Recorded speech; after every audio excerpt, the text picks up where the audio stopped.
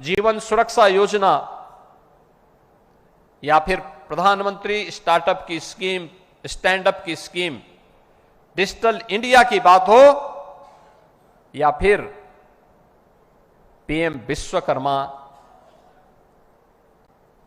या फिर one district one product की बात, ये सभी स्कीम ऐसी हैं जो हर व्यक्ति के जीवन में व्यापक परिवर्तन करती हैं। स्ट्रीट वेंडर से लेकर के गांव के अंदर निवास करने वाला एक गरीब घरौनी की सुविधा का लाभ प्राप्त कर रहा है। यह वेलफेयर की स्कीम है जिसके कारण 25 करोड़ लोग पिछले 11-12 वर्ष में गरीबी रेखा से उभर करके मध्यम श्रेणी में आए हैं और मध्यम श्रेणी से विकास की द्रुत गति के साथ भारत के विकास में सहभागी बन पा रहे हैं। ये अभियान पूरे देश के अंदर हम एक विचारधारा के साथ जुड़ करके हमारा मूल्य भारत के मूल्यों के साथ, भारत की विचारधारा के साथ, भारत की विरासत के साथ हम अपने आप को जोड़ेंगे। कोई कल्पना करता था कि अयोध्या में श्री राम जन्मभूमि का विवाद समाप्त हो पाएगा? आज अयोध्या में प्रभु श्री राम का भव्य मंदिर का निर्माण हो चुका है। लाखों श्रद्धालु अयोध्या धाम में आ रहे हैं। काशी में काशी विश्वनाथ धाम का निर्माण हो गया है। विंध्याचल में मां विंध्यवासिनी धाम का निर्माण हो गया है।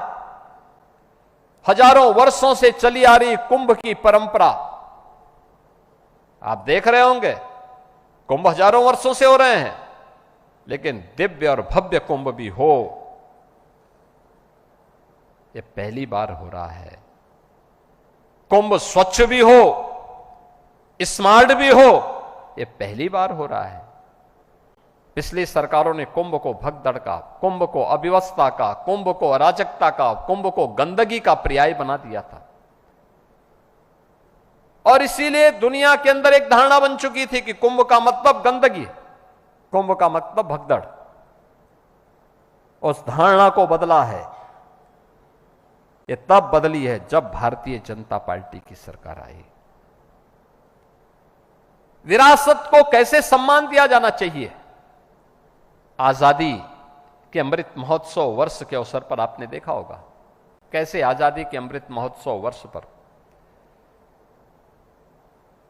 हर देशवासी को तिरंगा के माध्यम से भारतीय जनता पार्टी के नेतृत्व की सरकार ने यह नहीं कहा कि आप कमल के फूल का झंडा अपने घर में लगाओ। भारतीय जनता पार्टी ने कहा कि भारत के आन मान शान का प्रतीक भारत का तिरंगा हर घर पे लहराया जाना चाहिए। यही आजादी के अमृत महोत्सव वर्ष में प्रधानमंत्री मोदी जी का संदेश था, यानी दल से ऊपर देश। और यह भारतीय जनता पार्टी ने उस समय किया। अनेक अभियानों को आगे बढ़ाने का काम। इस अवसर पर देश के सैनिकों के प्रति सम्मान का भाव पैदा हो। सैनिक स्मारकों को भारतीय जनता पार्टी के कार्यकर्ताओं ने सजाने संवारने का काम किया था। उनके रंग रोगन करने की व्यवस्था की थी। यानी ये सभी वे मूल्य और वे आदर्श हैं जो अन्य दलों को भी जिनसे प्रेरणा लेनी चाहिए कि अगर हम दल से ऊपर देश को मानने लग जाएंगे, व्यक्ति से ऊपर समाज को मानने लग जाएंगे, तो सार्वजनिक जीवन सुचितापूर्ण होता हुआ दिखाई देगा। राष्ट्र विकास की नई बुलंदियों को छूता हुआ दिखाई देगा। लेकिन जब इन संकीर्णताओं में हम पढ़ करके स्वयं के स्वार्थ में डूबे रहते हैं, तब देश की सुरक्षा में भी सेंध लगती है। सार्वजनिक जीवन के मूल्य और आदर्श भी धराशायी होते हुए दिखाई देते हैं। और इन सब से उभर करके एक नई प्रेरणा का केंद्र बिंदु अगर भारतीय जनता पार्टी आज बनी है, उसके पीछे उन लाखों लाख कार्यकर्ताओं का परिश्रम है, उनके अपने संस्थापकों के मूल्यों और आदर्शों के प्रति समर्पण का भाव है, सम और विषम परिस्थिति में अपने मूल्यों और आदर्शों के साथ पूरी निष्ठा के साथ कार्य करने का जज्बा, यही तो भारतीय जनता पार्टी के कार्यकर्ताओं का संस्कार है, जो उसको अन्य राजनीतिक दलों से एक अलग पहचान दिलाता है, समाज में सम्मान दिलाता है, एक अलग उसकी पहचान बनाता है। और उस पहचान के बल पर भारतीय जनता पार्टी का कार्यकर्ता समाज को या किसी सम और विषम परिस्थिति में उसको एक नेतृत्व देने का जज्बा रखता है। आज भी आप देखते होंगे, इस सदी की सबसे बड़ी महामारी कोरोना महामारी थी।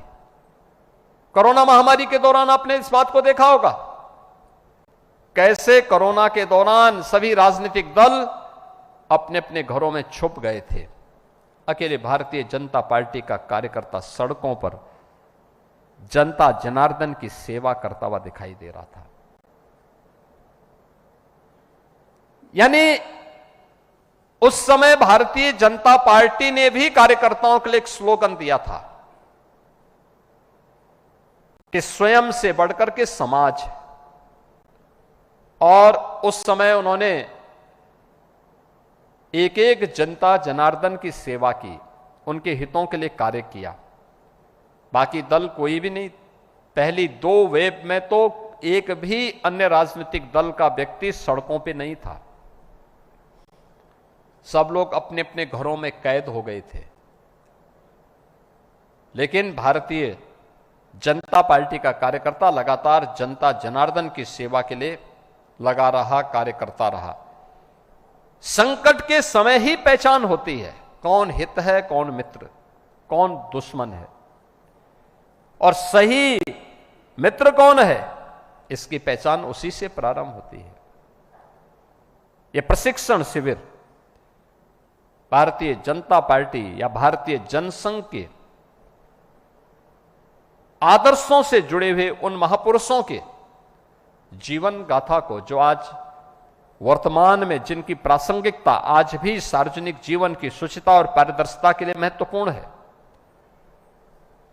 भारतीय जनता पार्टी का हर कार्यकर्ता उन मूल्यों और आदर्शों को अपने जीवन का हिस्सा बना सके, इस बात को ध्यान में रख करके यह प्रशिक्षण भारतीय जनता पार्टी के स्तर पर पूरे देश के अंदर प्रारंभ किया गया। मुझे प्रसन्नता है कि आज से यह भारतीय जनता पार्टी गोरखपुर महानगर का यह प्रशिक्षण प्रारंभ होने जा रहा है। मैं इस अवसर पर महानगर की इकाई को, महानगर से जुड़े हुए उन सभी कार्यकर्ताओं को जो इस प्रशिक्षण शिविर में रहेंगे और अगले 2 दिन इस प्रशिक्षण शिविर में रह करके भारतीय जनता पार्टी से जुड़े हुए, सार्वजनिक जीवन से जुड़े हुए संस्थापकों के उन प्रेरणादायी आदर्शों के प्रति समर्पित प्रत्येक कार्यकर्ता के लिए आवश्यक प्रण कौन से हैं, कौन से महत्वपूर्ण संकल्प हैं, उन सब से जुड़ने का एक अवसर प्राप्त होगा। मैं इस पूरे प्रशिक्षण शिविर के प्रति हृदय से महानगर इकाई को इस प्रशिक्षण को प्रारंभ करने के लिए बधाई देता हूं और इस 2 दिवसीय प्रशिक्षण शिविर के प्रति अपनी शुभकामनाएं भी देता हूं। धन्यवाद। जय हिंद।